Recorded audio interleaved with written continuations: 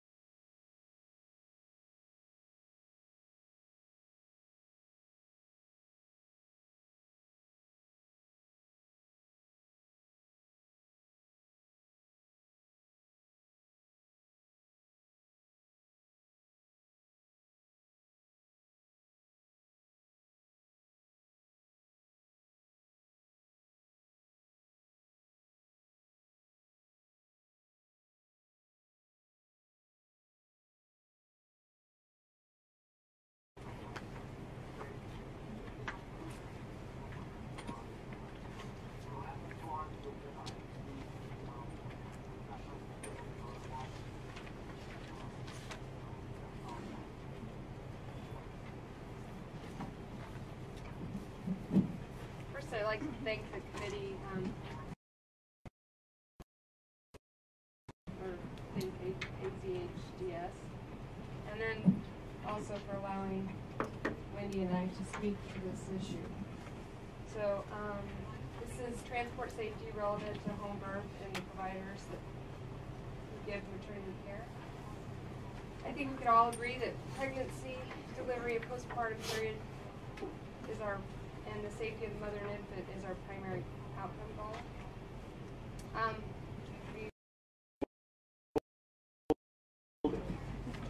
All right, how about that? All right. So informed decision making. I'm going to present ACOX. Supports informed decision making by women about their care options. As physicians, we inform patients.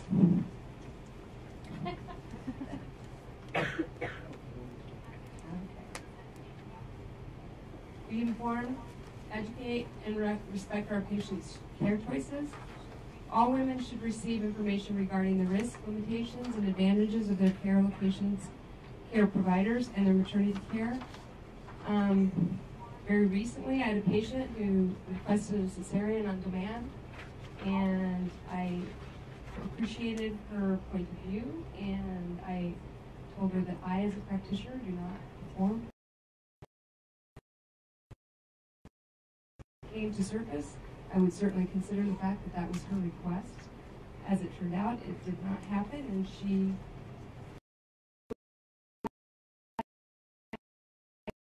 of this. We have patients that want what they want, for whatever reason that may be, and we have to make sure they understand the risks.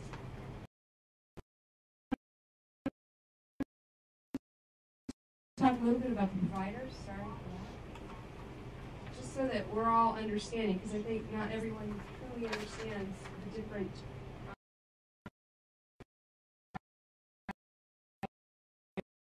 So licensed midwives or direct entry midwives do not require prior training in nursing. And I think this is the most important thing to appreciate. In Arizona, currently, you need to be 18 years of age, you have good moral character, have a high school diploma or GED, you have to be certified in basic CPR and NRP. The draft proposals that we looked at last meeting were 21 years of age, certified by North American Registry of Midwives. Of note, they have to have minimum 25 births as primary. So they have to have witnessed births, but 25 births as primary.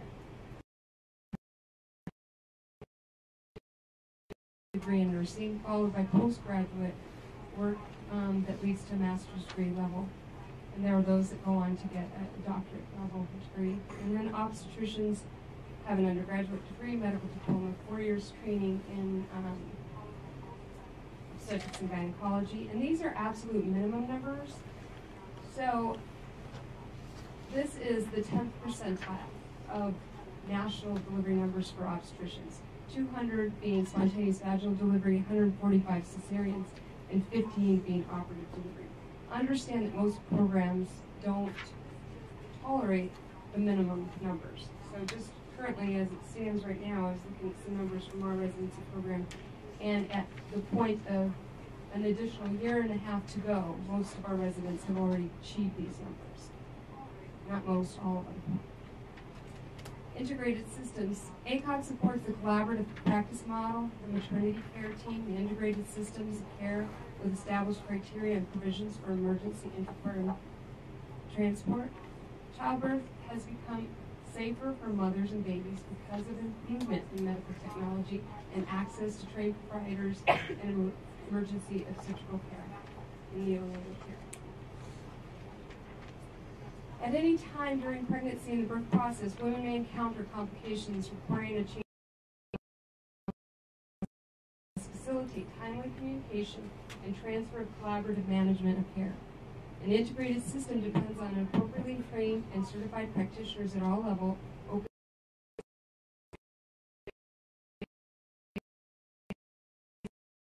guidelines, and patient education. Should women choose home birth, it should be attended by appropriately trained healthcare providers in a transparent continuum of care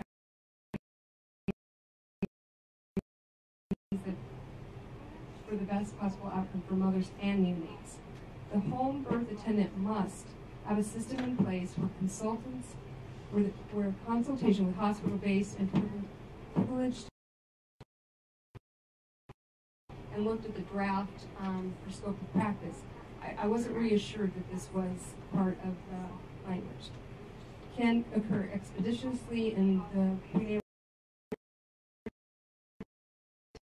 safe and expeditious transfer of care and transport to a hospital for optimum continuing.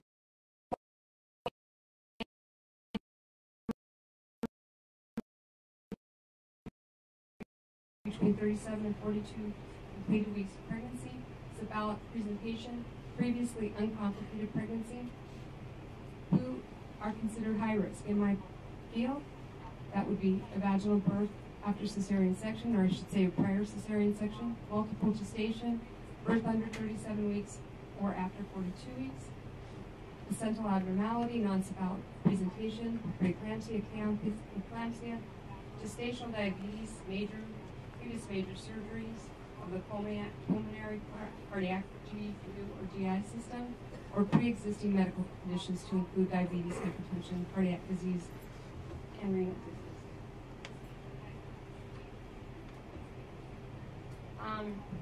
Situations that may be catastrophic. Selecting candidates for home birth on the basis of low-risk status will not protect patients from unpredictable and potentially catastrophic emergencies. Such emergencies are best managed by the personnel and resources from home to such facilities may not provide timely and effective interventions to avoid serious fatal outcomes. Situations that could be and may be catastrophic are shoulder dystocia that occurs when the head delivers but the shoulders get stuck. Prolapsed cord, baby's cord comes out before the baby's head and this can obstruct the baby's blood supply. Placental abruption, placenta separates before birth and this leads to bleeding from the mother and decreased oxygen to the baby, or postpartum hemorrhage, acute severe bleeding after birth. Risk of birth may be reduced as long as there are enforced criteria to determine who is low-risk candidate for home birth and who needs consultation or transfer prior to birth or during birthing process. And I think this is important if we establish these criteria.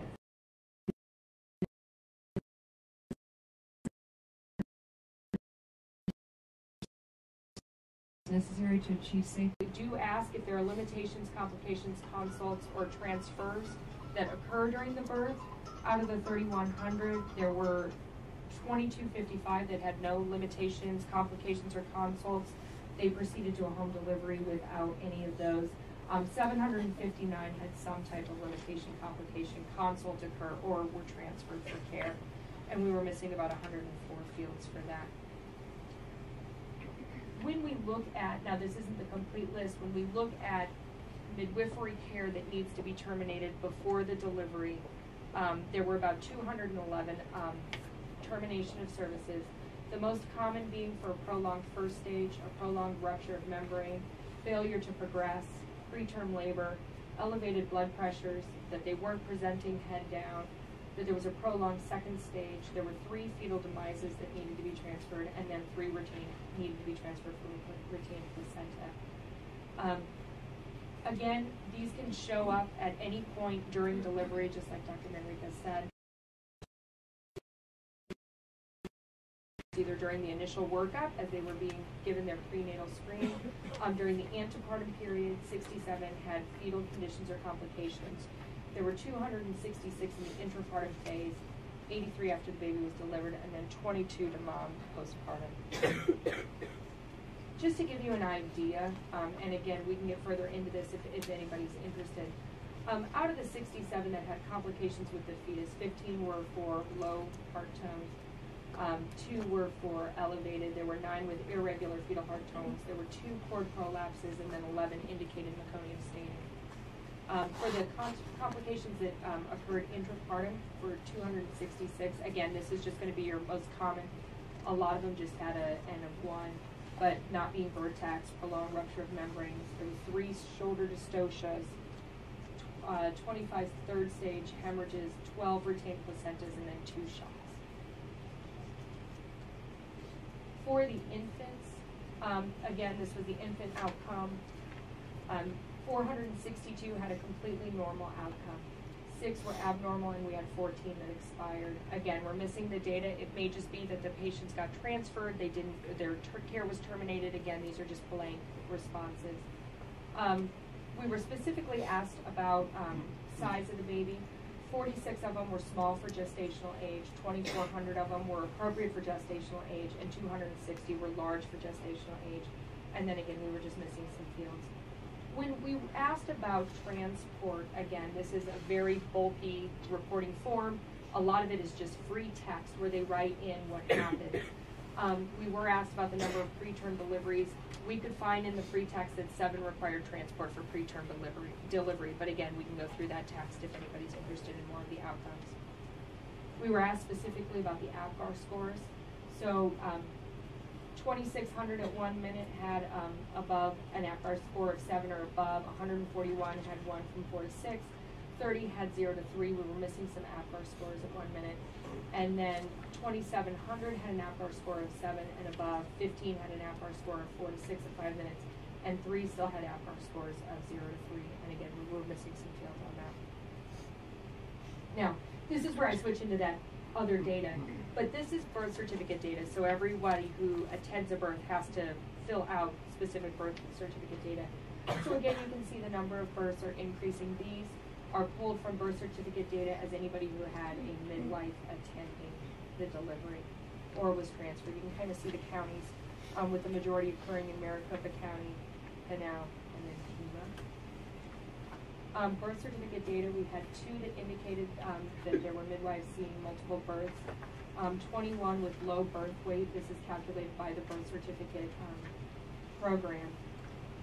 24 were preterm births, so less than 37 weeks. There were 139 or 6% that were small for gestational age and 297 that were large for gestational age.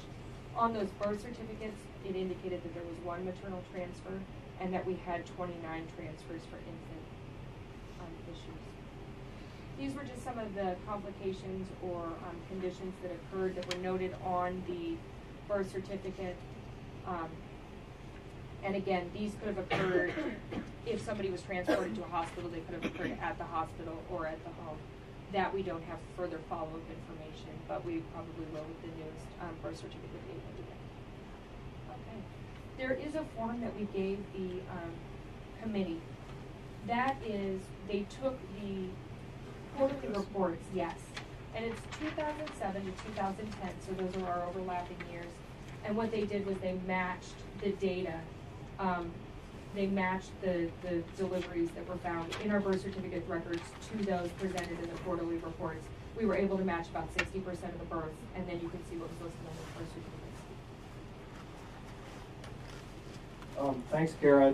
Is there any discussion on the data that Kara just presented? I mean, I have not on the committee, but I just have a general comment, which is I mean, one of the things that I'd like for the committee to do is to come up with sort of some consensus at the end of this so that we've got a way to collect some data where we don't have so many empty fields at the end of this like we've got. I mean, one of the things you notice in that presentation is on so many of those reports, there's no data. Now, presumably, if there's no data, it's probably more likely than not, it's a good outcome because it went, you know, as opposed to bad, but you don't, unless you have the data, you don't really know. So hopefully we can get to the point where with the new rules, we've got a way of making sure that we capture better data. I just have a quick comment about how you pulled the stats from the birth certificate and knew that it was from a midwife. How can you determine, on the old certificate form, birth certificate forms, how can you tell it? I mean, there's a field that says, was this baby born at home, but that doesn't necessarily mean the midwife was there.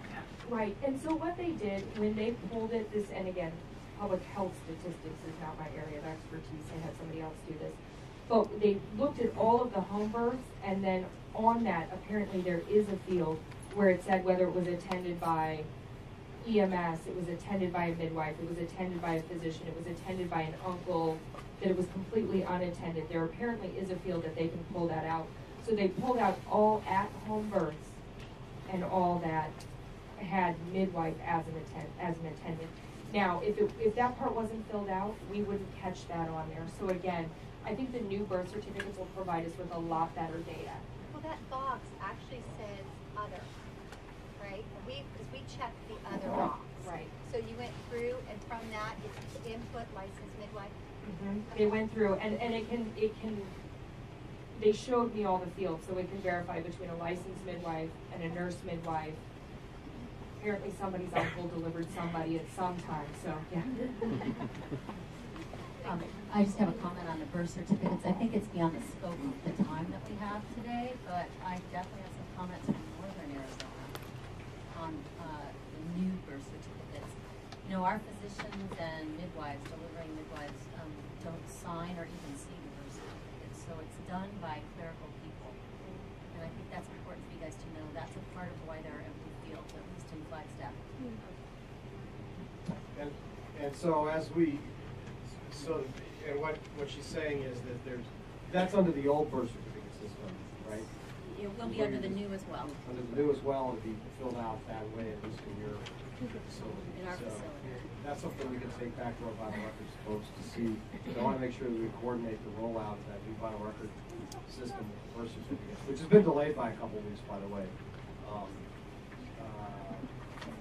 And make sure that we capture what it is that we're looking for. Any other? Yeah, go ahead. And you can, yeah, use the mic. I have one more comment. Something I meant to share in my presentation and forgot. There, as part of the Smooth Transitions paper, there is a printout of statistics of why people transport, and it's taken from a nationwide, actually a North American study, and so it's all of North America and why people transport to the hospital. And there's a top 5 that basically were in line with what we found here in Arizona. Failure to progress in first stage, failure to progress in second stage were the top 2. 34% of transfers are failure to progress in first stage. Failure to progress in second stage was 12%. Pain relief was 18%. Maternal exhaustion 17%. Malpresentation was 14%. Everything else was under 10% of the reasons why people transport. And all of those top 5 reasons are usually non-emergent. Just wanted to point that out. Yeah, that would be really good data. If you could make sure you get that data. If you It's in haven't, the smooth transition. it's in the smooth okay. I haven't seen that. And that's intrapartum, or is it transfer or? Intrapartum. It covers everything: intrapartum, postpartum, newborn, and maternal. And I read of all of that. I read the top 5 things in the top 5. Yeah, I can pass this around the committee. Yeah, I'm really interested in taking a second look at that. I missed it the first time, but that's really important because when you see data like that, and you look at transport, your mind can race into thinking that, oh my gosh, it's got to be something really bad. But it's really important to look at what are the reasons. This is Washington data, right? This is actually North America. This is Canada, America, and Mexico, reasons why people transfer from home birth. And then, so it's a nationwide statistics program. So Kira, that's the other thing to check on our program. I mean, how much data do we have that kind of data? It's all text field. It's all text field, so what you guys wrote in your notes. So it would take us a little bit to go through and analyze the text fields, but we could get something on it. I mean, I think it would be important data to look at. You don't have to go from 2007 to 2010, Okay. but take some subset that's doable, and I can get you some resources from another part of the agency to try to look inside that for what we have on the quarterly reports. But even the preliminary stuff you showed today are in line with the statistics that we have. That being said, let's not forget that 10%. So Right. we have to decide, is 10% too low, not low? I mean, Yeah, no, I'm that's gonna throw that out there right. as well. I'm sorry, what are you referring to? Transport? Well, I don't want to overly self-reassure ourselves that, Oh, just 10% of the transfers are catastrophic. 10% is 10%. No, I just wondered what you meant by 10%. Yeah. Well, we're not saying 10% is catastrophic. Yeah, even the catastrophic is like 2%. Otherwise, I just did the top 5. There's Yeah. a lot on there. So, And my point is, these are important decisions that we're going to be making both as a committee and as an agency. I just want to make sure that we've got as much data as we can to make sure that what we're doing is responsible. Well, and in that light, the data, I mean, we're missing a lot of fields. I'm not sure how reliable this data is, but there's not a lot of continuity for fetal and infant deaths. The data is so I think that's one of the things that maybe got to clean up a little bit. Yeah, we certainly can. That was one of the things when we noticed. Yeah, I mean, I think it makes sense to take, this is a 3-year period, and I don't want to put the agency in a position to do it 3 years, but take a subset of that in an area where we think we have the best data and drill down a little bit so that when you come back to the committee, you guys can have some more in-depth information about what we do have on those quarterly reports on the kid side, baby side. So, it's a good question, and I'm glad we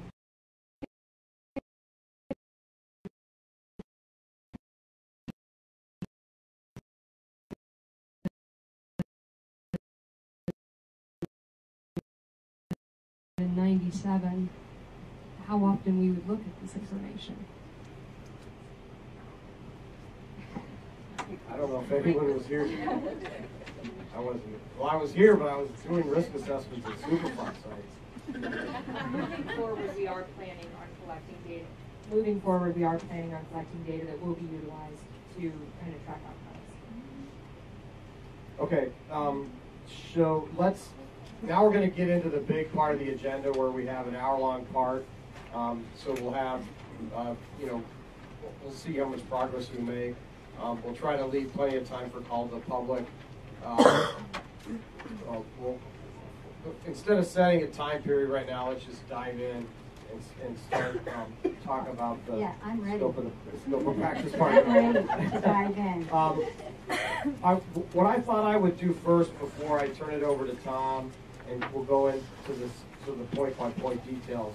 I want to sort of set the big picture stage, and then I'll paint a large picture sort of the different categories, and then I'll let Tom get into more of the details. So, first of all, I explain this at all of our rulemakings. Right now we're doing a big rulemaking for our licensed facilities, inpatient, outpatient, behavioral health, etc. And we're using the same approach with this rulemaking as we use for all of our other rulemakings, including medical marijuana and everything else. It's what we do is come up with what I have been calling a straw man set of language so that we can get discussion going with our advisory committees or our more ad hoc working groups like we're using on the behavioral health side.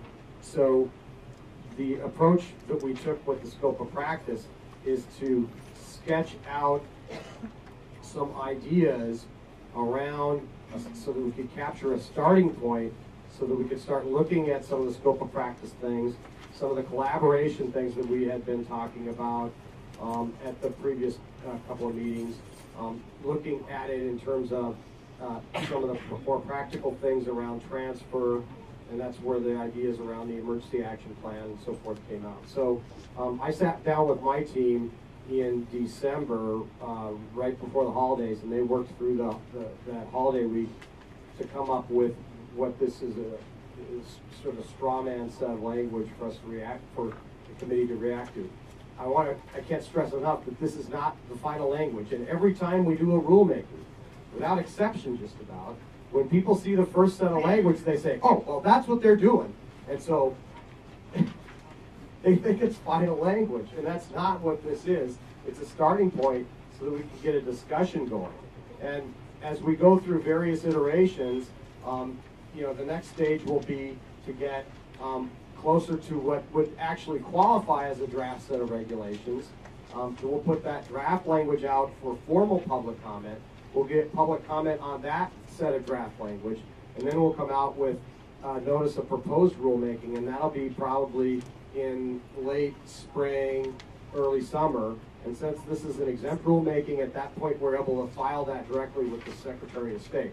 So we have 6 months, which is enough time if we stay on task to come up with what I hope will be a consensus set of regulations that the committee can vote on. And if it's not consensus, hopefully we can get 4-3 vote or something a lot better than that.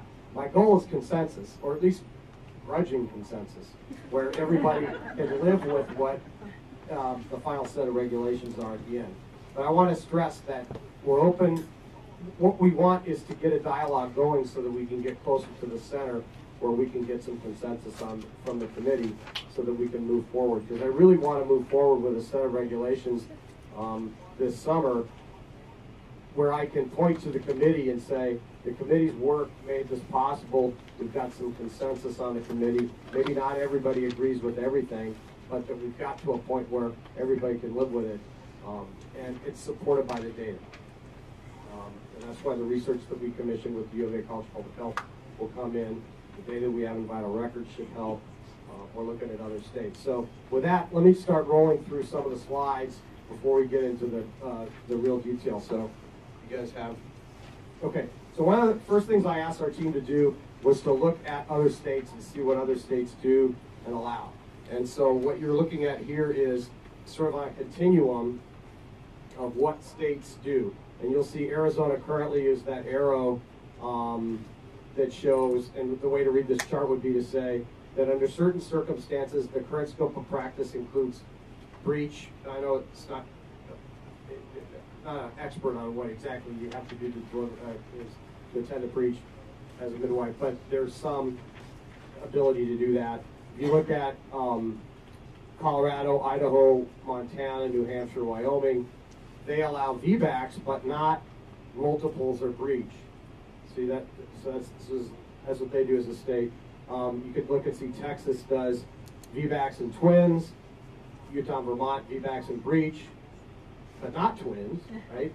South Carolina, twins and breach, but not VBACs. So there's a combination of all the different states. And then you can see for VBAC multiples and breach, you can see the list of states that have that in the scope of practice for professional midwives delivering at home. So that's one of the things I wanted to do is sort of set the stage, and so our team did some research, and there may be some states that we missed. Tom, do you have anything to add on how your team did that kind of research? Just go by state, statute by statute. Kara did that? Statute by statute and looked at the scope. And there may be some that we missed. Do you have any discussion? Well, you're right.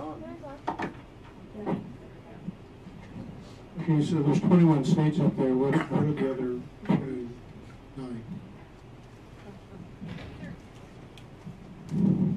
So they either didn't have any type of licensure for midwives or didn't refer to them. So these are the ones that actually license and regulate them. So the other 29 would be under Maine and Missouri, unregulated. No. They have a license in Maine and Missouri. They have a license in Maine and Missouri from what we can tell from their statutes, but they don't have limitations to what they can do. Okay, thank you. We were trying to go back and forth between language. Yes.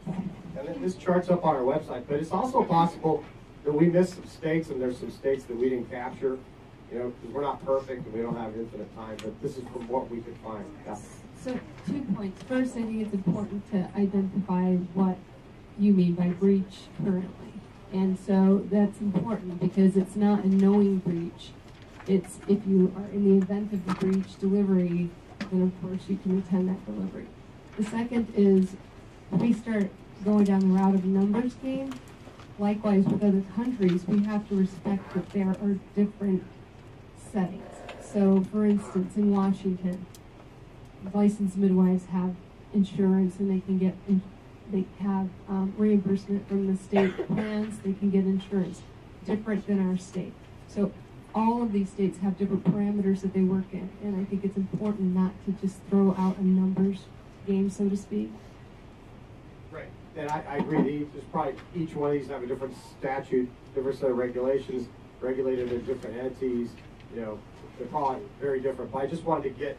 That's one of the first questions I asked my team is, you know, where are we on the continuum of the other states? What, you know, so this just, while it's not perfect, gives us a sort of a picture. So we actually link the other states' statutes and rules on our website, so you can kind of go more in depth if you haven't already. Did you use these states as a basis of writing what you wrote? Like, did you look at their rules and regs and? Partially, yes. Okay. okay, so let's press ahead. Question on that, did you review like any of the evidence or articles when drafting this? When drafting, we took into consideration some of the articles. I have not personally read it all. I'm not sure if my staff has it. Or Kara. I'm specifically referring to the reports that were submitted by the midwives. Reports, yes. And the. Yes. Those have been read. Okay, so let's go to the next slide. I don't want to spend too much time on this. This is just this statutory language. This is just the rules. Okay, so this slide really talks about the broad sketch of the it says proposed, but I wouldn't have used that word. The straw man set of language that we're looking at today. So one of the things that I thought was important to include for discussion purposes is the merit of having a required emergency action plan and the regulations so that if we were going to expand the scope of practice, that there would be some planning that would be required up front to ensure that the midwife that's attending the home birth, let's say it was twins, would have, and like you said, you probably, many, if not most of them already do it, but to have an organized way so that there'd be something in the file to identify that they'd reached out and figured out, you know, where they would most likely be going if there needed to be an emergency transport, the name of the entity that they'd be calling for 911 service. If it's all different, you know, we have a CON system in the state that sometimes can be confusing about who's going to actually pick you up when you call 911 and where you might end up going, because like hospitals, because of the flu right now, a lot of them are on divert for different reasons. Some are at different capacities, and the EMS may bypass hospitals. So we thought, well, let's bring up for discussion purposes some language around an emergency action plan that would be filed and kept on the file, so to ensure that there'd been some upfront planning in the event that there would be an emergency.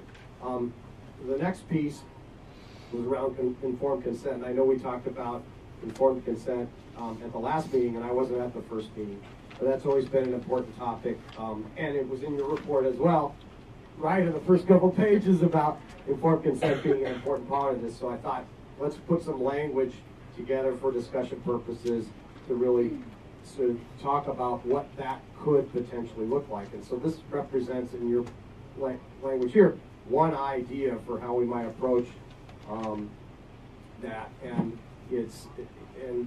we'll go into the details a little bit, and we're not wedded to it, doesn't have to be this way, but my thought was that we would have the consumer meet with an OBGYN once.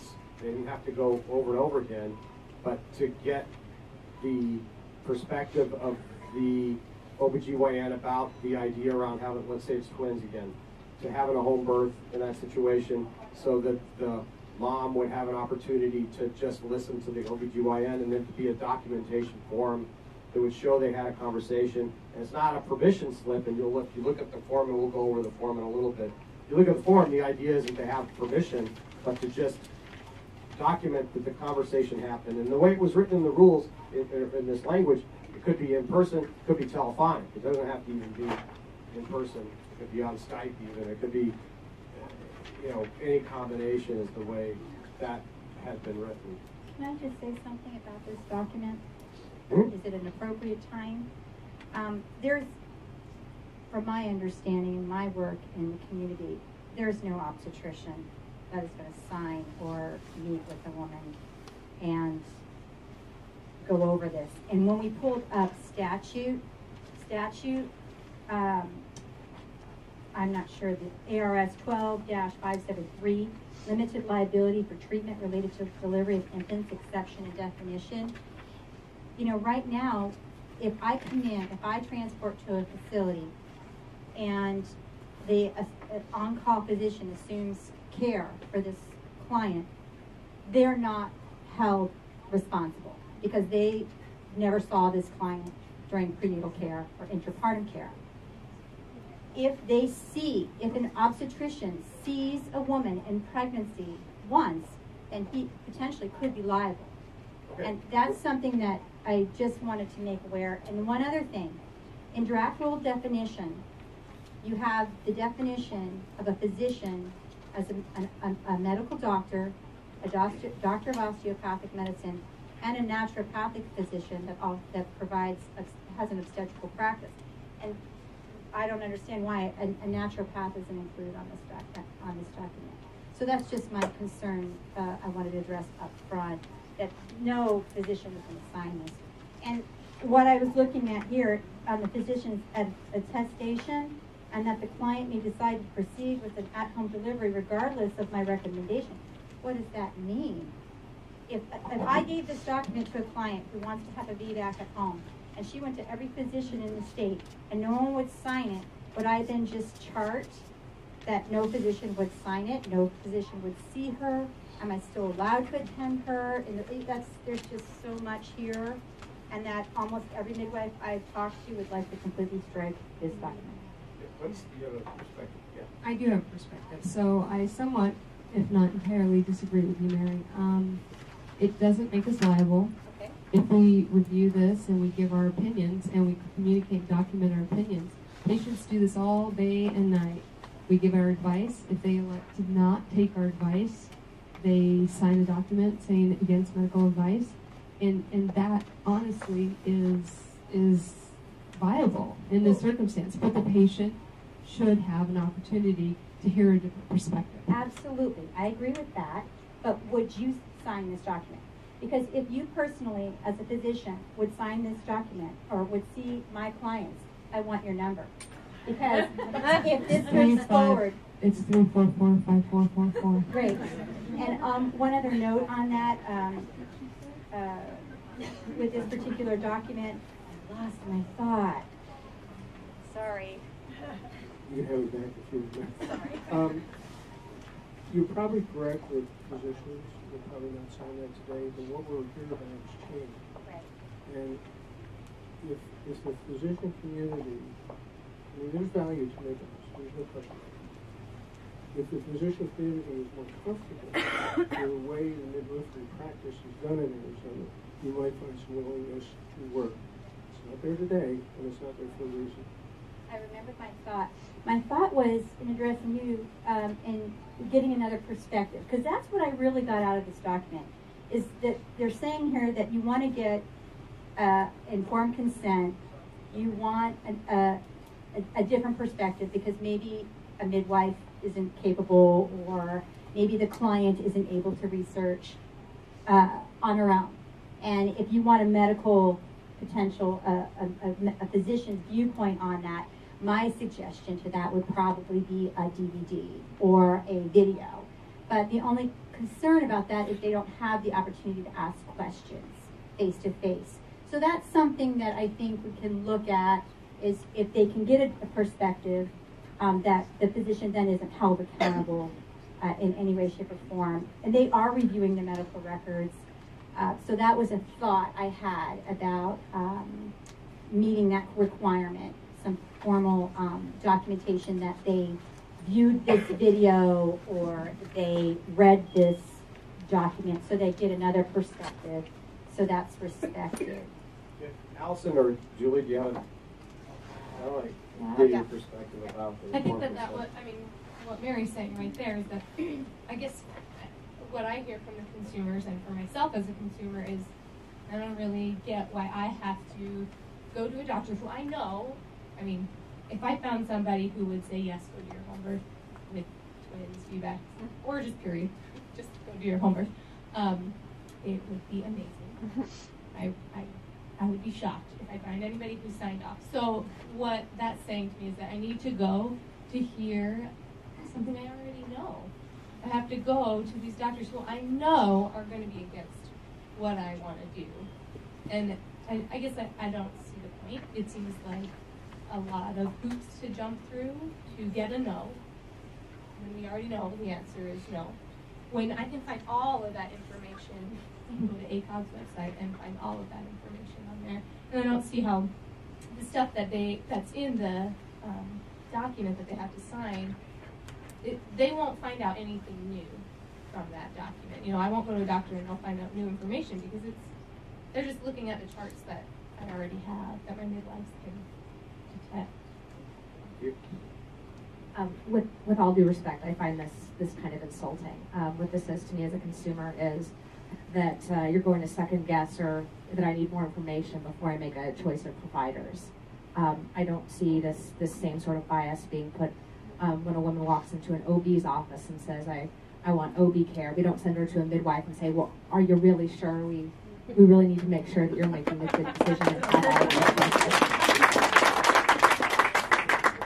So what, from a consumer perspective, what would you like to see in the next iteration that you think would be a response? Just talk about what, I know it was in your report, but talk about a little more depth so that our staff can capture what, from the consumer perspective, might an appropriate informed consent look like. Well, I think it's up on the website, right? The Texas is. Yeah, Texas. Their informed consent sheet, and go ahead and put all the risks out there. Anything that you would find in any journal article that would describe the risks of whatever, breach protocols, whatever, and let us look at it that way. I just feel like this is a big hoop to jump through where we can read, and so let us just read it and sign it and say, okay, this is something we really need to do, or we read it and we talk to our midwife and decide, no way, I don't want to do that. That's more risk than I thought.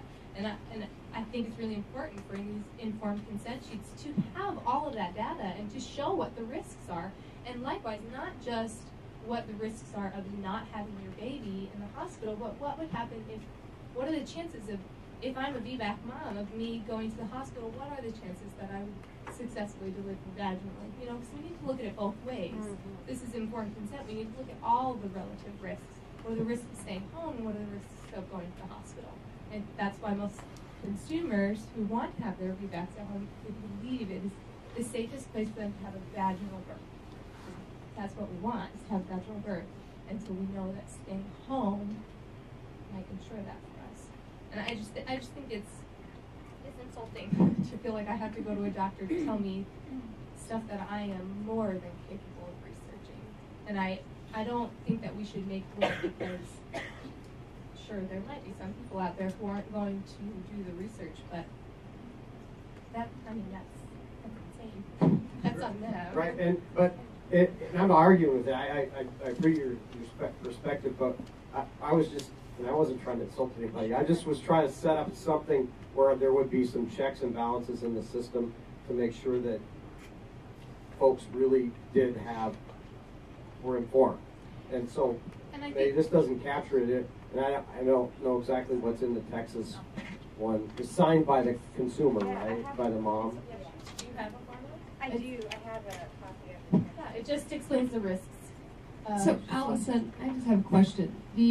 Are you a firm belief that every patient who decides to deliver at home is someone that is capable of doing everything you said you would? I mean, you have a master's degree. I have an attorney here. Is every home deliverer with the same capacity to extract the information and understand it to your extent? Because when I look at this data form that most people in the audience don't have, the highest rate of delivery midwifery or seeking midwifery services are self-pay, and I would just leap to the idea that perhaps this is because they are economically driven to choose. Maybe not you, maybe not somebody else. But I would like to point out that that's a factor. And so I think in doing this, the state was just putting something else out there that would guarantee, or at least try to guarantee, that the patient had a different perspective. Because maybe not all patients are the same ability to extract from the internet or wherever else. I deal with patients who have health literacy, and sometimes they just need someone who's had years of experience to explain. Right? You explain to them. Right? Of course they do. And just like, these women on our committee have years of experience as well, and they can also sit down and explain. We're not like, I don't think there's nothing wrong with a second opinion. No, there's nothing wrong with a second opinion. But it's the same idea, right? Like, so if something happens in your obstetrical practice with a client, you feel like you're qualified to discuss it with them. You're not going to send them to somebody else. Oh, I always recommend my patients seek a second opinion. I'm sorry, I'm a big believer of a patient being as educated as possible. Right. I'm not explaining myself correctly. But we're two different philosophies, right? And so you believe in, or ACOG as a whole, right, supports birth in hospital, not at home. And there isn't anything that you can provide that your opinion, or anybody's opinion as a physician, that we couldn't find on our own. And yeah, there's people out there who can't find that information, but then their midwife can provide that to them, and that, you know, they can reach out other ways. Just like if you're a patient, you would provide them information. That's what you would do. And we have to trust him. You know, if the midwives here are governed by the board, then I don't understand either. You govern the midwives, and it seems like what you're asking is, you know, physicians to make decisions for them. So what here? Let me try to see where we try to get a roadmap to the next iteration of this. So what if we came at this in two different ways? Number one is to have a form that's a lot more like Texas.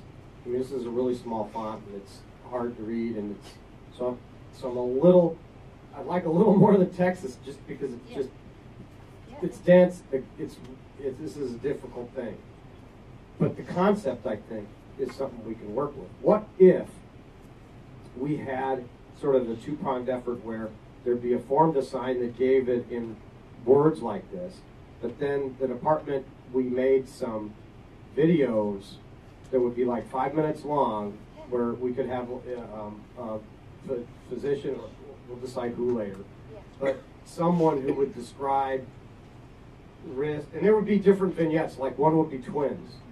Okay, so there'd be a 5-minute video on twins, a 5-minute video on breech, a 5-minute video on the VBAC thing. And then the form would say, I attest that I watched it and I understood what I watched, initial. Then language like this, then that would be in the midwife's file. From a consumer perspective, I'm more interested. Is that your body language is good, but Julie's isn't? It depends how it's done. I mean, I think that's almost insulting to the midwives. Now they're saying to them that you can't provide effective informed consent. I have two general comments about informed consent. I think with this population, I think it's less of a worry because the people you see seeking home births is not a slice of, you know, the American population. You're typically seeing upper class, white, educated women who are seeking out these home births. So you're seeking a population that already has far more information than an average consumer. Secondly, I think a blanket informed consent, and I think almost any lawyer would tell you this, is a terrible, terrible idea. The idea of informed consent is that it's a dialogue. It's a continuing dialogue. It happens all throughout the labor. As different events occur, there needs to be different informed consent offered. So I think as a preliminary, the Texas form isn't bad, but I mean a video that presents a different perspective, I'm still not clear that's needed if we have midwives who are having this dialogue with their patients. I'd like to just comment that sitting here, the dialogue seems a little bit dichotomous. On one hand, we're trying to encourage smooth transition and incorporate collaboration. On the other hand, we don't need the doctors.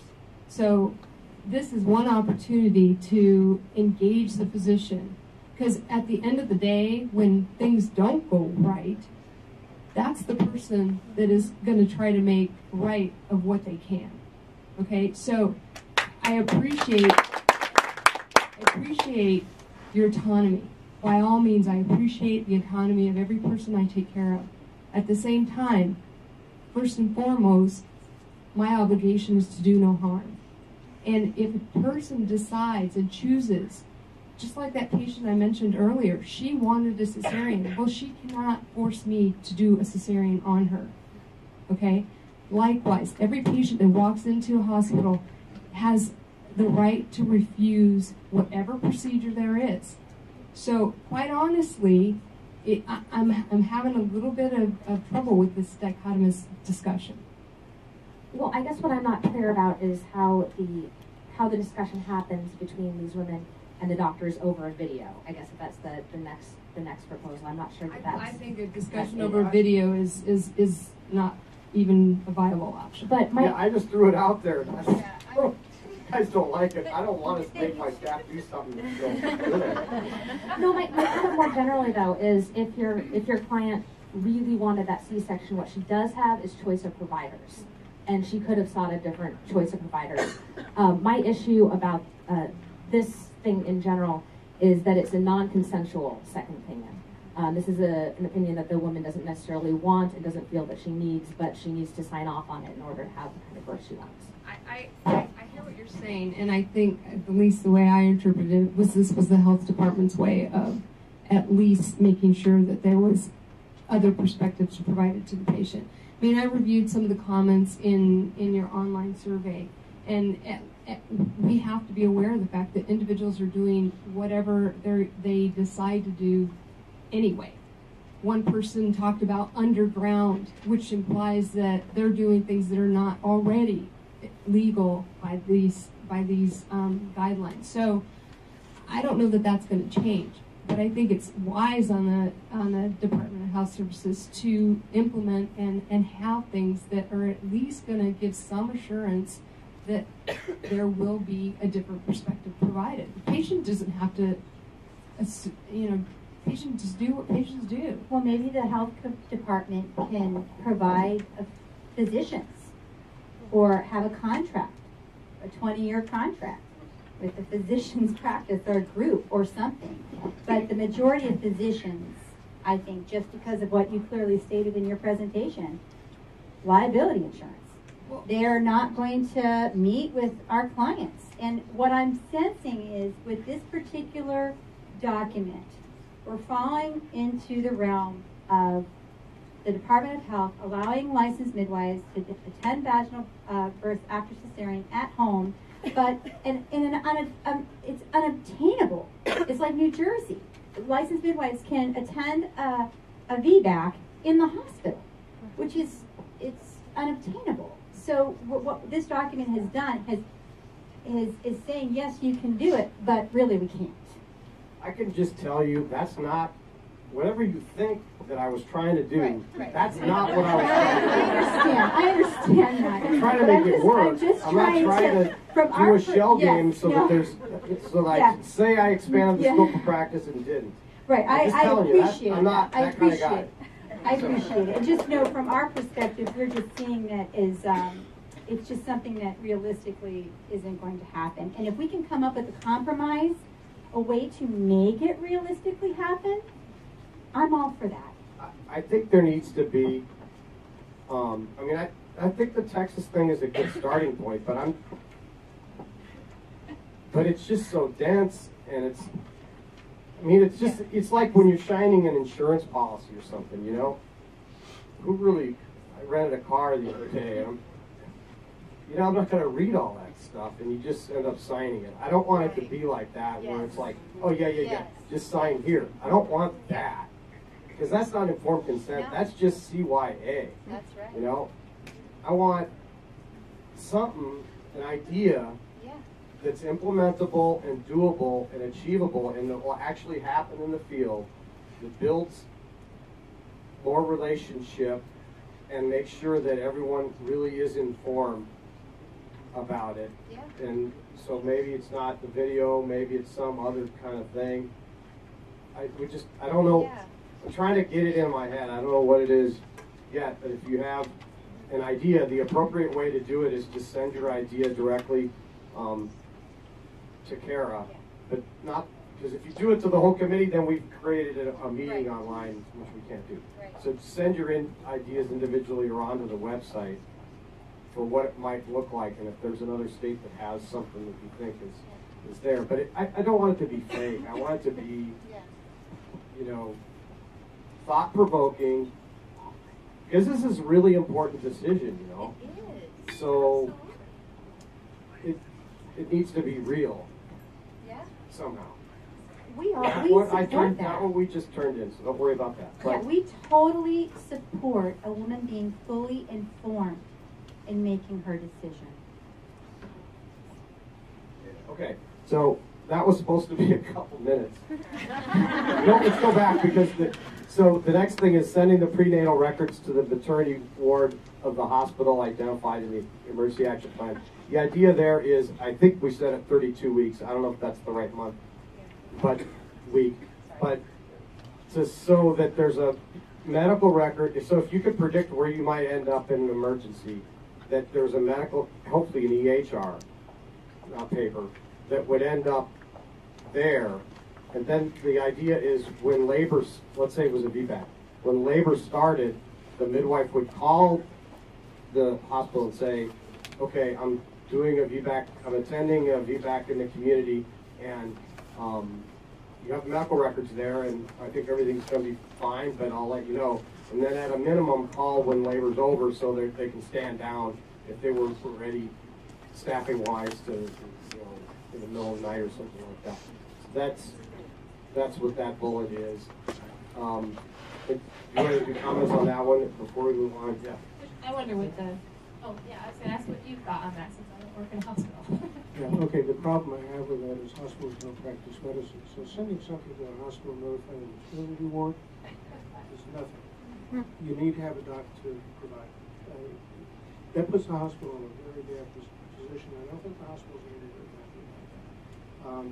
I'm not saying I'm throwing the whole thing out. I'm just saying you've got to have a more specific notification to the person who may eventually end up having to care of the patient.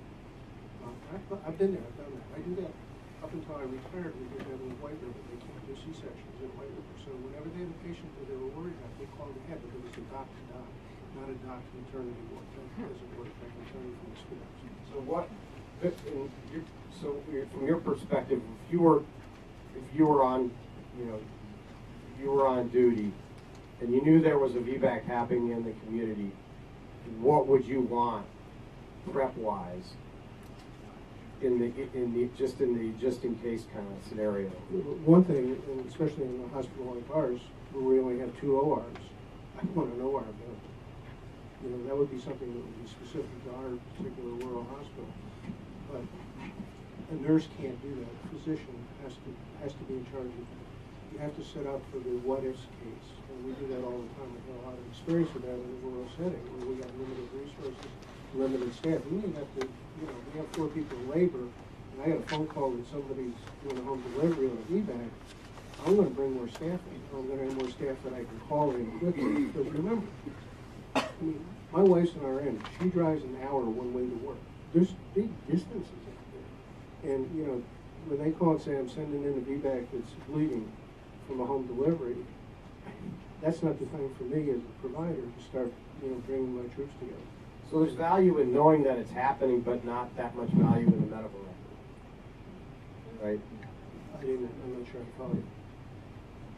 So, I think something that's important, and since Mary requested to have some presentation time, I would like to request that Dr. Northup have some presentation time specifically talking about our transport system in this state. We already have a quite elaborate transport system.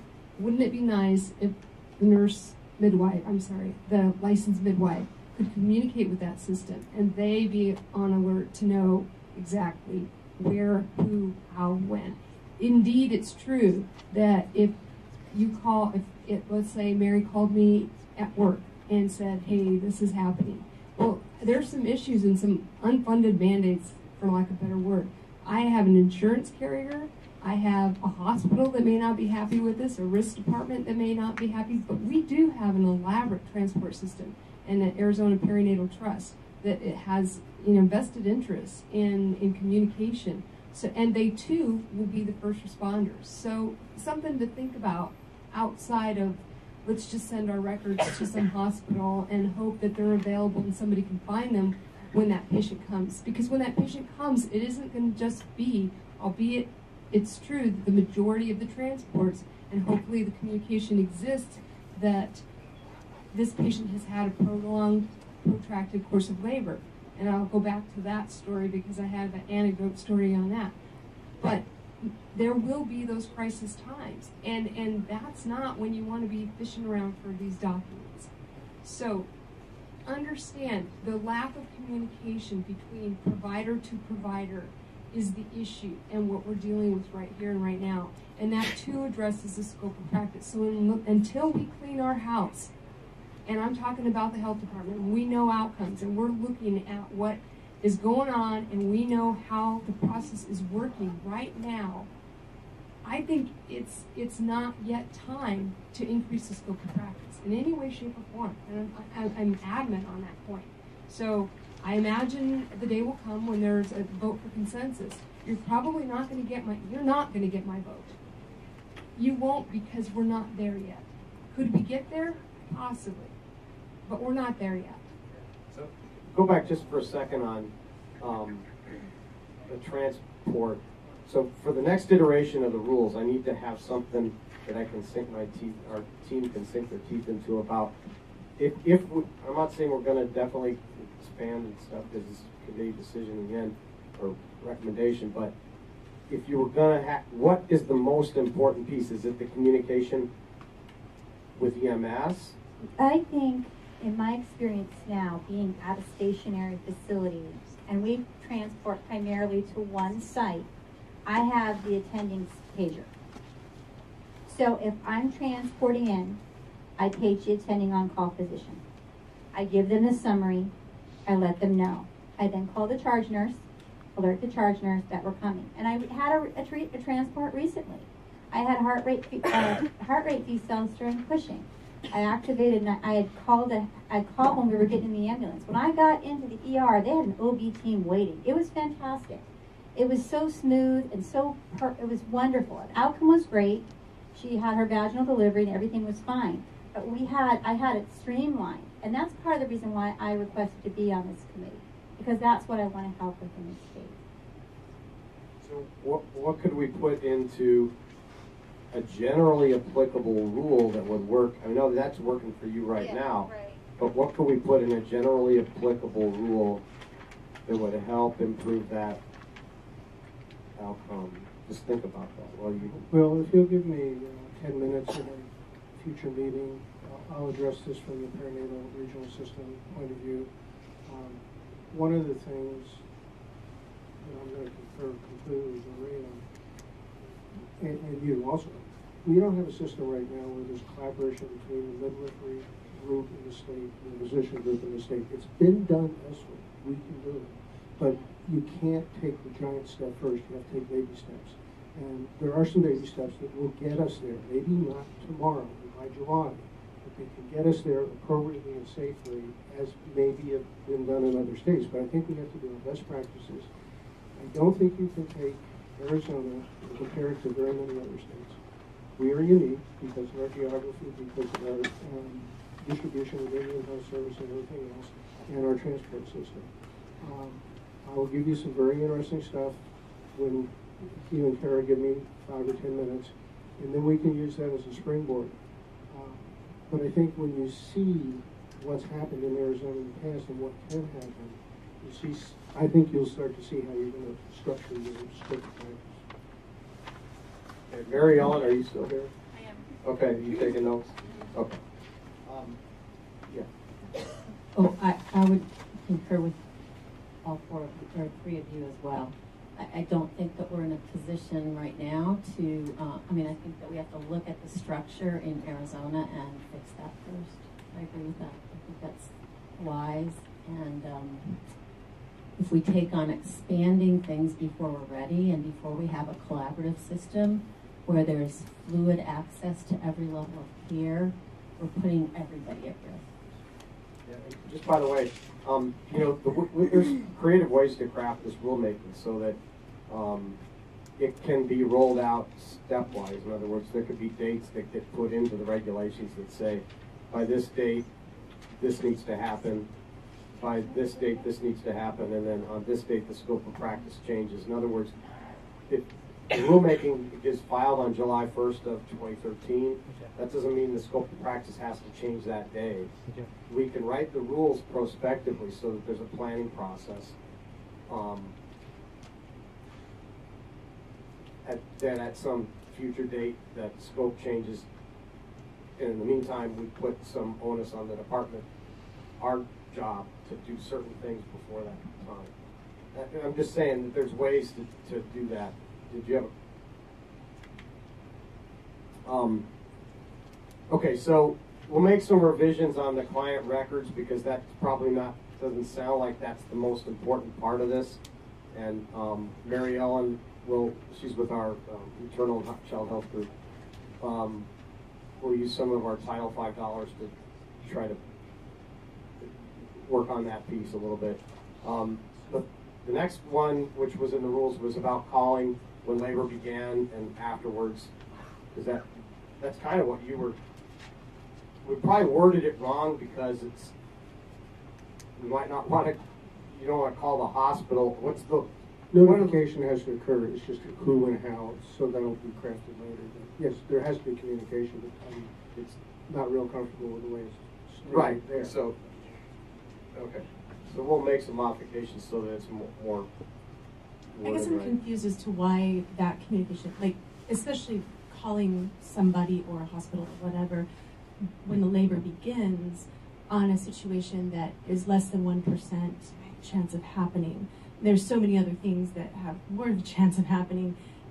So are we supposed to call every single time a labor goes on? Because we're talking about something that has less than a 1% chance of happening. And we're going to notify every single time a VBAC goes into labor? Is this what I'm clarifying more than anything?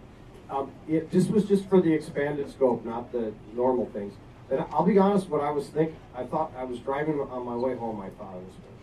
And one of the things I thought was, wouldn't it be nice if the hospital knew what was happening, that there was a VBAC happening in the community, and they knew ahead of time, and they knew when it ended, so they knew it was successful. In other words, sometimes I think that what they see is the bad outcome, and they think that it's bad outcomes all the time, and they don't see the good ones because they're just happening in the community and no one knows. So with this approach, they'd be like, oh, what happened? And they stopped, and that must have been okay. So maybe that's not a useful thing, but that's what I was thinking. It's quite useful. I mean, we have practitioners that are family medicine doctors that do that, and it's collaboration. So how we get there is the issue. How we get there from where we are. People and stakeholders that aren't at the table that possibly should have been at the table are, the hospital association and the underwriters for the insurance. There's some things that we're going to be limited by, and those are the reasons. But they're not here to hear the voice. We don't know. So it's a very good thing. And yeah, you make believers out of people that see success. Well, I definitely think we have to also remember the northern other communities where they don't have hospitals as close and don't have support from any physicians.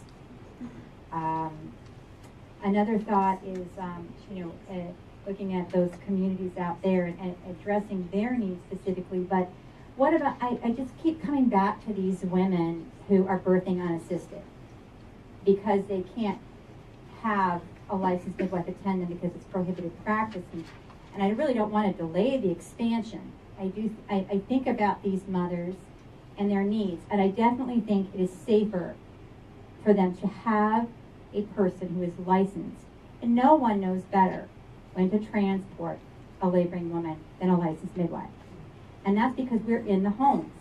We're not medical doctors. We don't have. We're not nurses. We are midwives, and we work in the home. So it's completely different. If you're a nurse, if you're a doctor, you're working in the hospital. You don't know what it's like.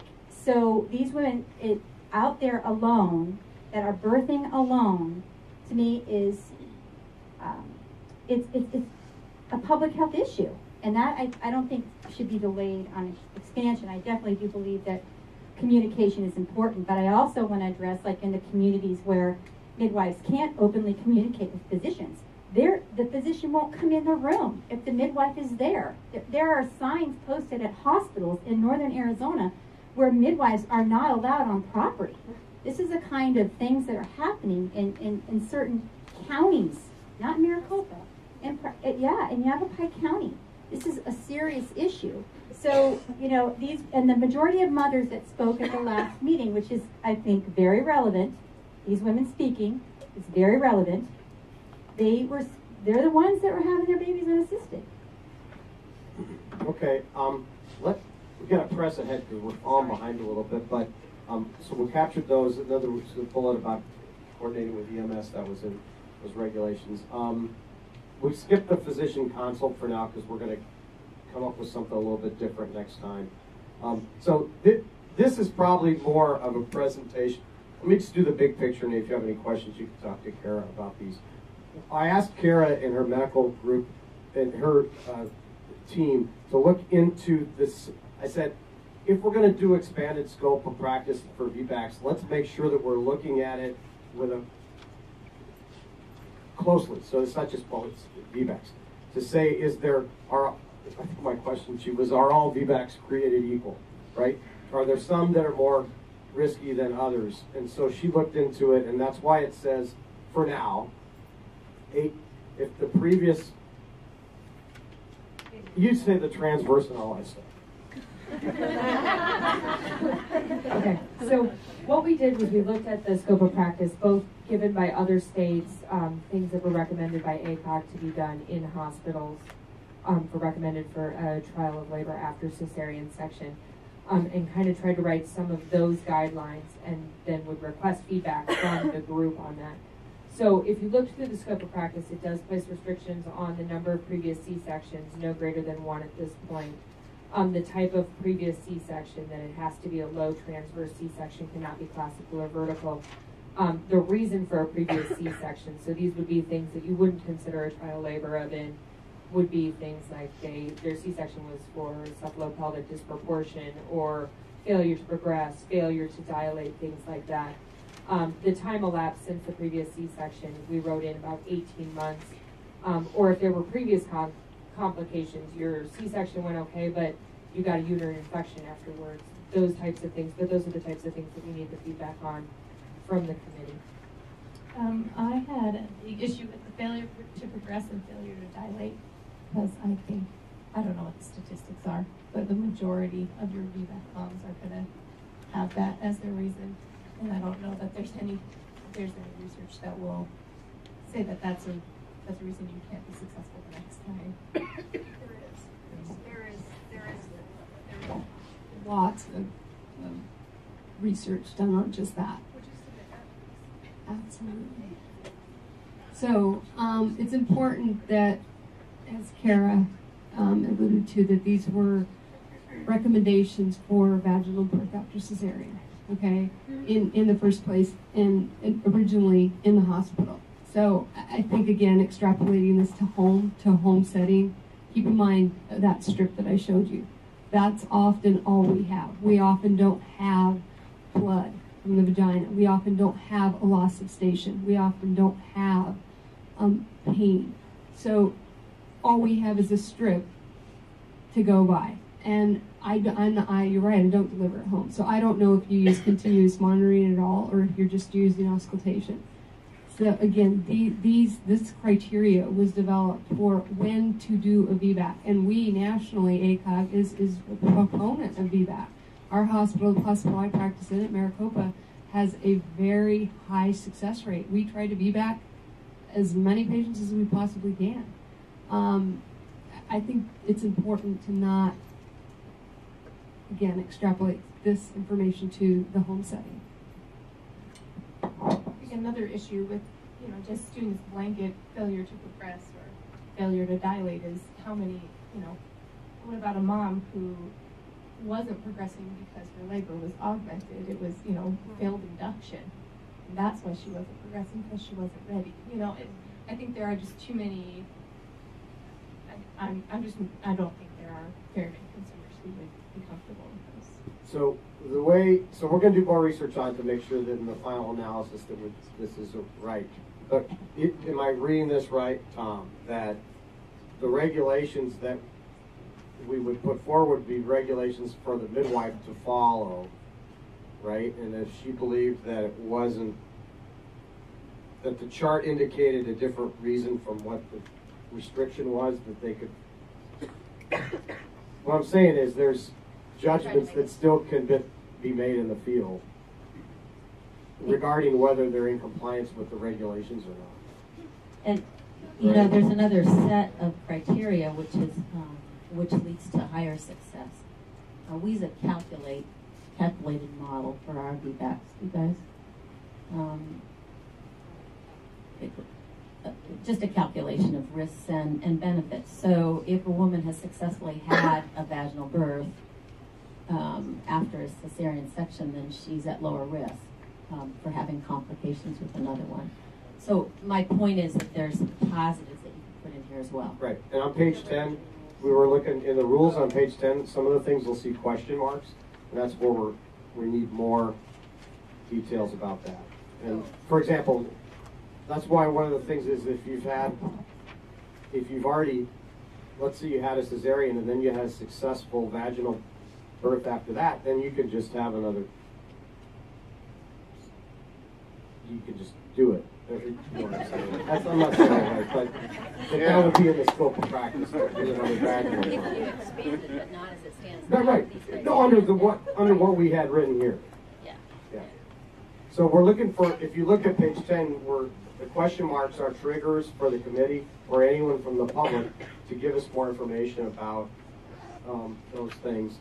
So that's area. And the other things that you'll see is Kara, right? We limited it to twins, not triplets or more, right? And then there's also a thing about you were telling me about 1% or something for twins.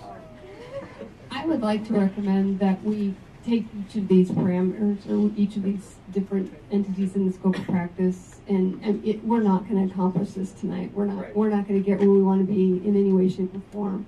So we should probably take each one separately because there's a lot of research on each one individually. So, so I realize we're shortchanging our public here. So.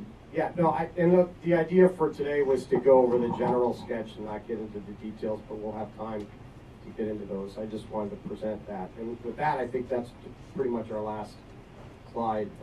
There's some elements that we'll go over later on the restrictions on the number of fetuses and slides on that. Okay, so with that, let's go ahead and press ahead to the call of the public. We have 15 minutes on the agenda for that, and then if the committee will stay right after that, we'll set the time for the next meeting. And with that, I'm going to hand it to Tom Salo. I'm going to take a quick break. All right, we have a speaker request form filled out. I'm just going to read off the names. We'll probably give you just a minute. Max, maybe 30 seconds now. I'm going to start off with some people in the other room. 10 seconds. All right, first off, Paula Matthews. Are you here? Yes. Can I just speak from here? Kara's coming with a microphone for you.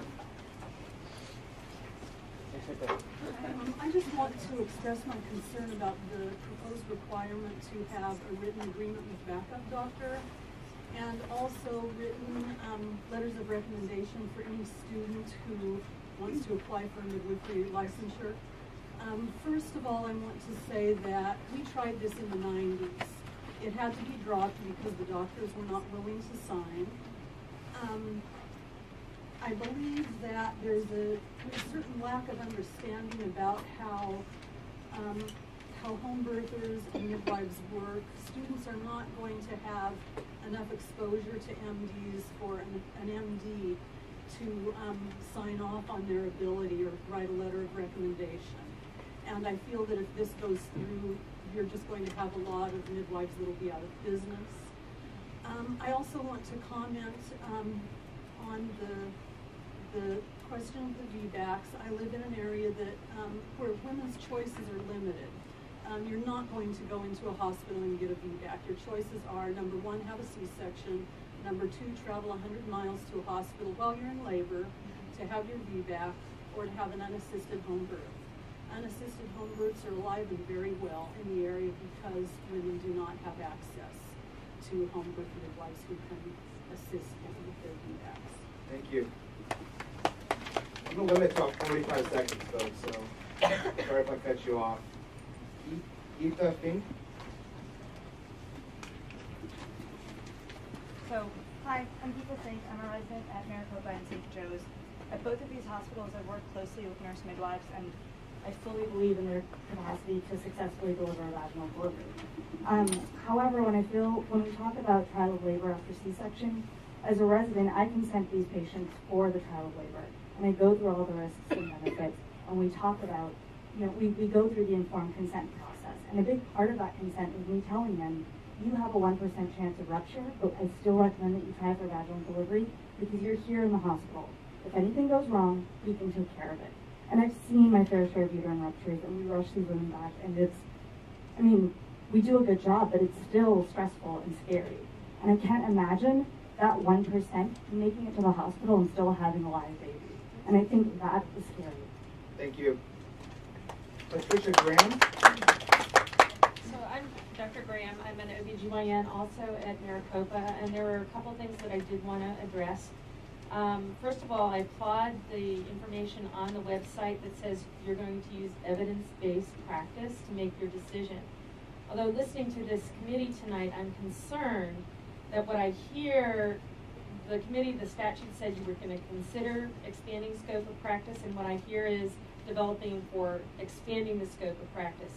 And there's been no discussion on whether expanding the scope of practice for the deliveries that are very complicated are actually safe to be done at home, and whether our licensed midwives actually have the experience and skill to handle the situations that arrive with this. I'd like to address specifically breach. Within the last few years, was the unfortunate, I have to tell you this though, because a licensed midwife labored a breach at home, knowing it was breach. I got called to the emergency room, the baby was half out, the head got trapped, and we had a horrible outcome, and that was knowingly done. Thank you. Joanna Welder.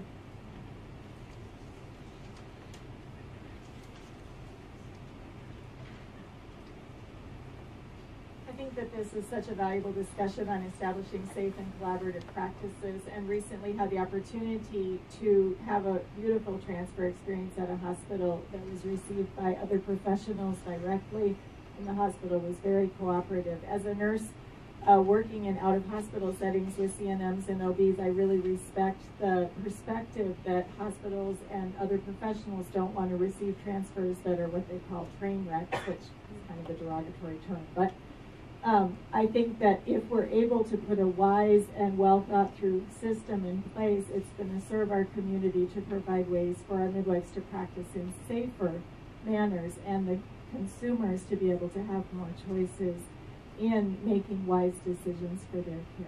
Thank you. Lucy? Thank you. I'm Lucy Hosmer. I'm a practicing certified nurse midwife, also over at Maricopa Medical Center.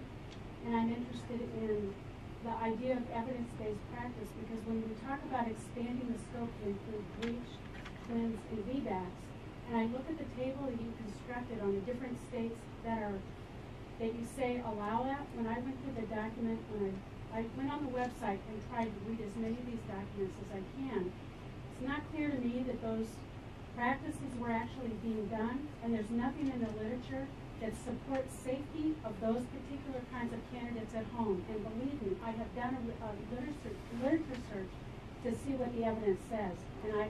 So if we're going to use evidence-based practice, we need to practice according to what the evidence is telling us. Thank you.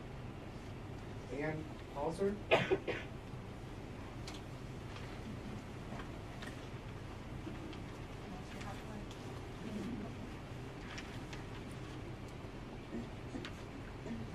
I'm a naturopathic physician, and I would like to ask the committee for 5 minutes of time at the next meeting to officially address the VBAC issue.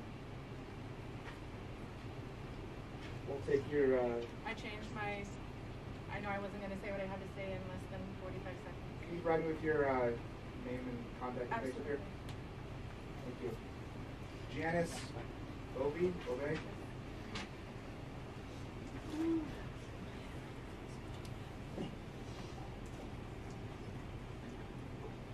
Thank you, Kara. Janice Bove, certified nurse midwife, Mercy Gilbert Hospital affiliated. We represent the American College of Nurse Midwives locally in the state of Arizona, and we asked for time to speak today, but we had some great discussions today. So we'd like to be on the agenda in the future, 20 minutes for the American College of Nurse Midwives in the state of Arizona. Thank you. We have your contact information. Yes, sir. Deegan?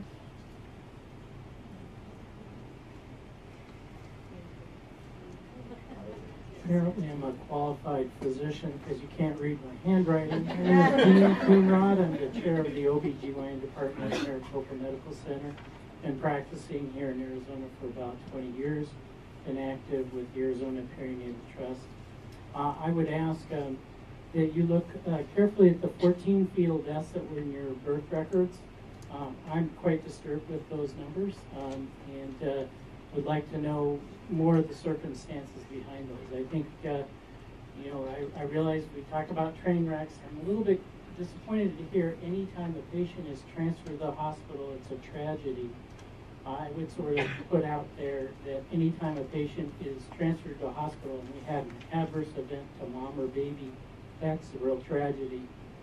And I think there is the potential, and evidence would show this, that perhaps expanding the scope of practice could increase those tragedies. Thank you. Julia Olson? Hi, I am a labor nurse. I am not a midwife. I'm a consumer, and I'm an advocate for safe healthcare practice. I want to urge the committee to remove item B, numbers 1, 2, and 3, vaginal delivery, VBAC, multiples, breech deliveries, in the interest of the obligation of the Department of Health to protect the safety of the general public. One death is too many. Thank you. Dr. John Gallagher?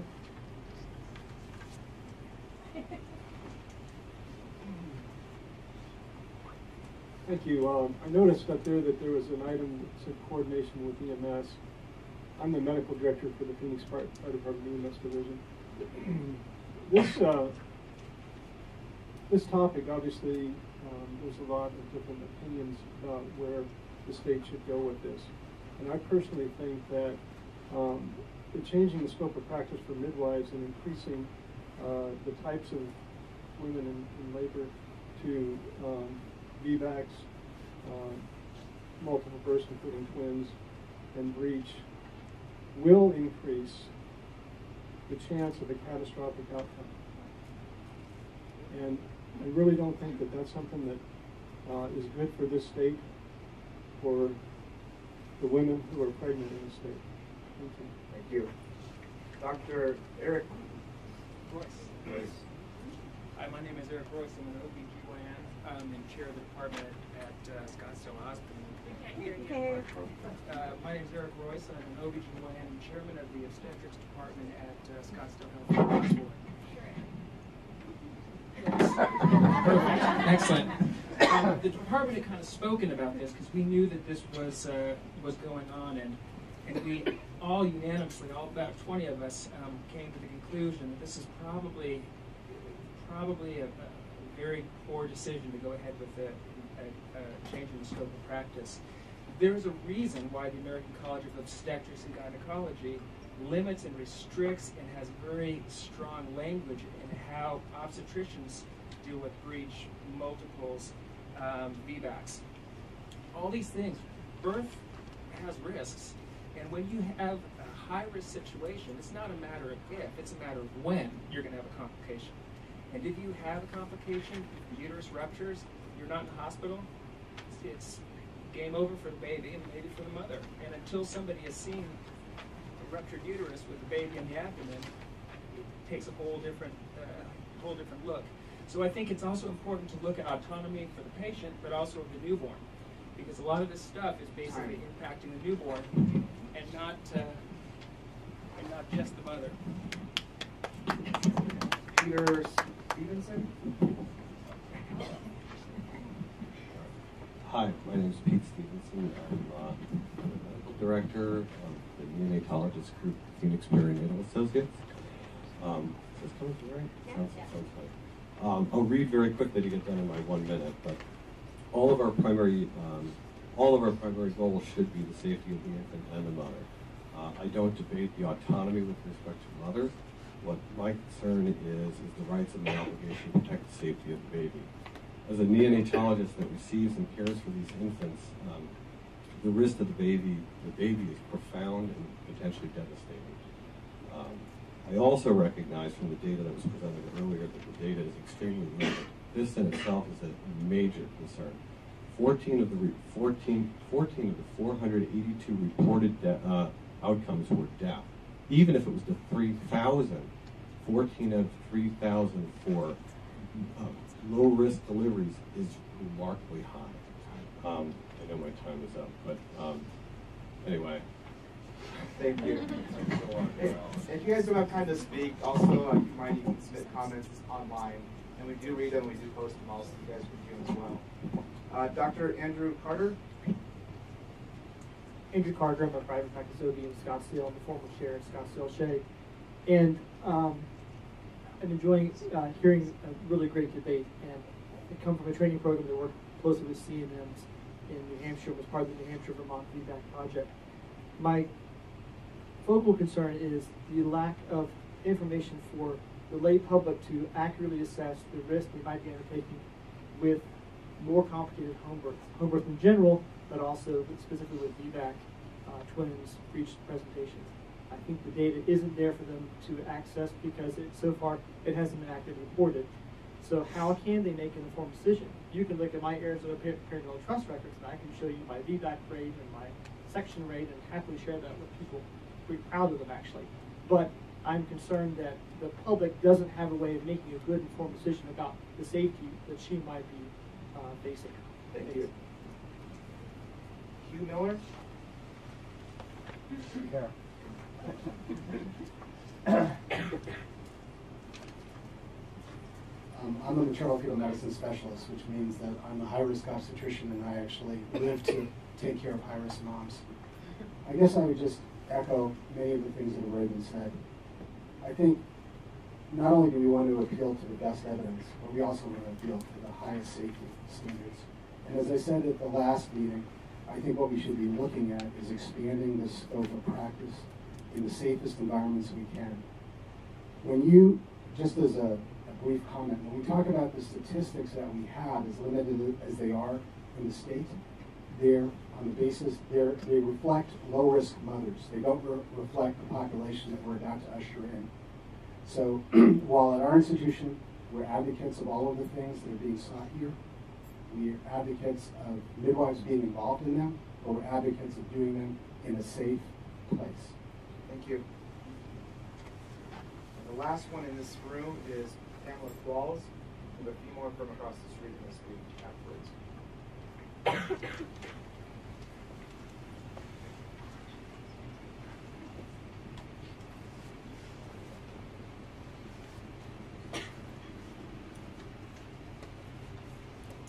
Thank you. Hi, my name is Pamela Qualls. I'm a licensed midwife, and I was going to talk on informed consent, and I just have to tell you, for all of the midwives here, it is very important. We spend a great deal of time on informed consent. All the scary stuff, all the not so scary stuff. I personally spend about an hour sometimes on informed consent and give my moms places to go for research, doctors that they can talk to. This is important for us. We are not out there to pull the wool over the public's eye. I get that feeling that that's what some of you feel. That is not what this is about. With regard to the 14 deaths, I've had 3 of them. One was for a trisomy baby that didn't make it. One was to a stillbirth that was born to a mom with diagnosed lupus. 5 years later, she had seen a perinatologist who kind of said, nah, don't worry about it, no big deal. Everything looks fine. The last one was to a shoulder dystocia. I was met at the hospital after that shoulder dystocia by an OB/GYN friend of mine who had also seen this patient, said it was either you at the hospital, or you at home, or me at the hospital. The outcome would have been the same. Thank you.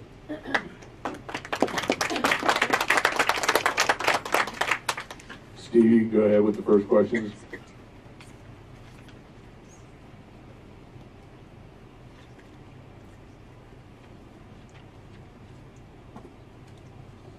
My name is Michael Richardson. I'm a consumer. I have 2 children at home. When my wife was pregnant with the first one, we started doing heavy research. My preference of hospitals to home birth. And what I have to say about what I've heard here today, a lot of emotional emphasis on death without proper statistics backing both sides of it. I'm really disappointed about that. The comments about economics and intelligence is just insulting. I have a college degree and I'm spending money on that. No bearing on my choice, but it does point out the financial conflict of interest here when spoken up. And in the big picture, maybe we should look at natural births as a way to save money and to get mothers in the hospitals that need to be there.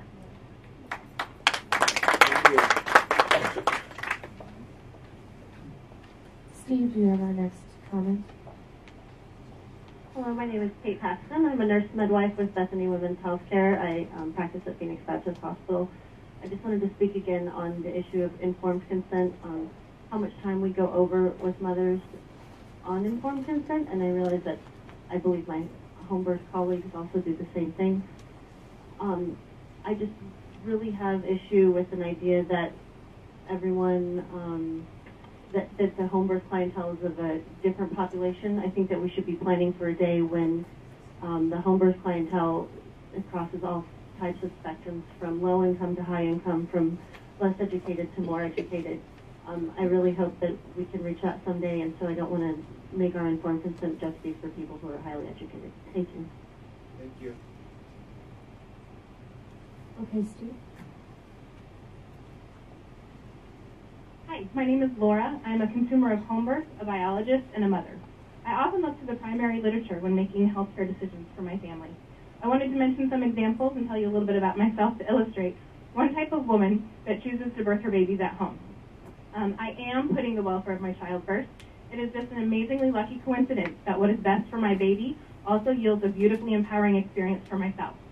When I found out halfway through my pregnancy that I was carrying twins, I had a lot to research and process. My biggest priority to help ensure a healthy outcome for my babies was that I wanted to carry them to term and wanted them to come when they were ready.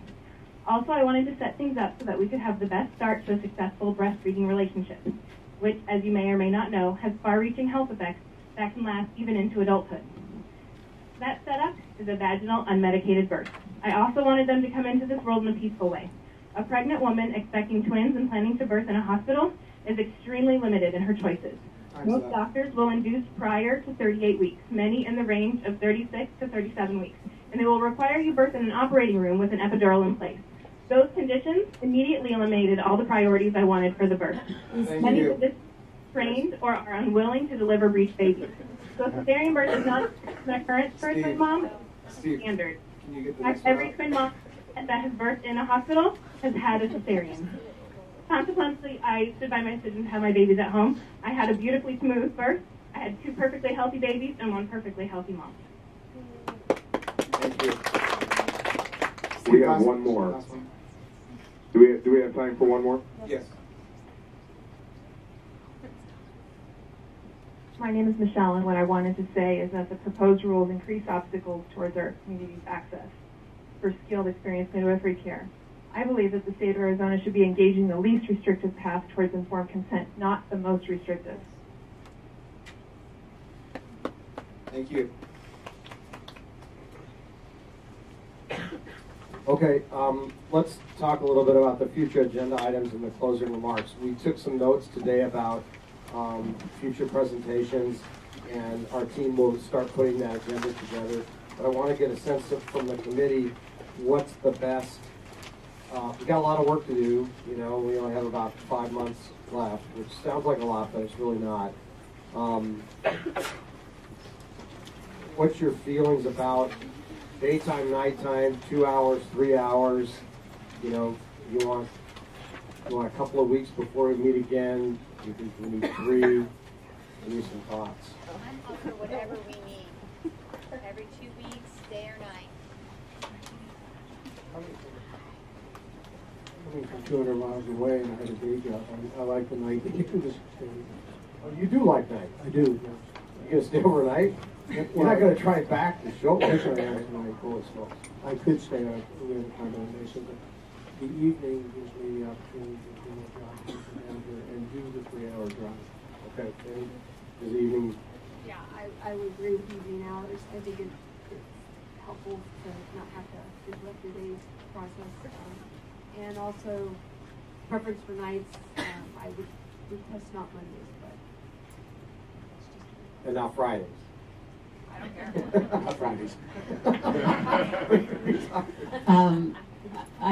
Wednesdays are my day off, so I can do either one, but I think it works best for most people to be able to come after work, and I'm fine with 6 to 8. 6 to 10 would be a little tough, because I do have work the next day. So we'll stick with 6. We'll look at the agenda. Tom, we'll talk to you about how much work your team has to do before the next meeting, because I want to have a next iteration before we meet again and have at least a few days for the team to look over some of the changes that we come up with. We need to work on those agenda items, and people need some time to get the presentations ready. So maybe 3 weeks. What is today, the 15th or something, right? Maybe the first week in February, Wednesday evening. I have a request too. I think you guys are working toward this, but it really helps me to have things to review more, in advance. Like maybe a week would be great, but at least a weekend before. Mm-hmm. If you guys have things that we as the advisory committee need, and the public want to review. So that could be a goal. Okay. And just to forecast where we are with we paid the U of A College of Public Health to do some research in this area around outcomes and so forth with their maternal and child health unit, and that is due early March, first week or so in March. So at that, maybe one of those future meetings in early March, we'll have an opportunity to have a presentation. And at that time, we could talk about whether we want to all go down to Tucson or what we want to do. But thanks for your participation. So you'll get an electronic notice probably the first week in February, evening meeting, 2.5 hours, maybe 2.5, just because we can plan for that. We're hitting real strong the big 3, but there's a lot of other things in the rules and regs that I would love to see addressed. Medications being #1 top priority. There were changes that were made that weren't even brought up today that were out of control. So I would love to have some other things in our rules and regs that other than the big 3. So just putting that out there. More to talk. Okay. And I really want to thank you, Director Humble, for everything. Oh, thank you. Thank you for your participation. Have a nice evening. Drive safely in the cold.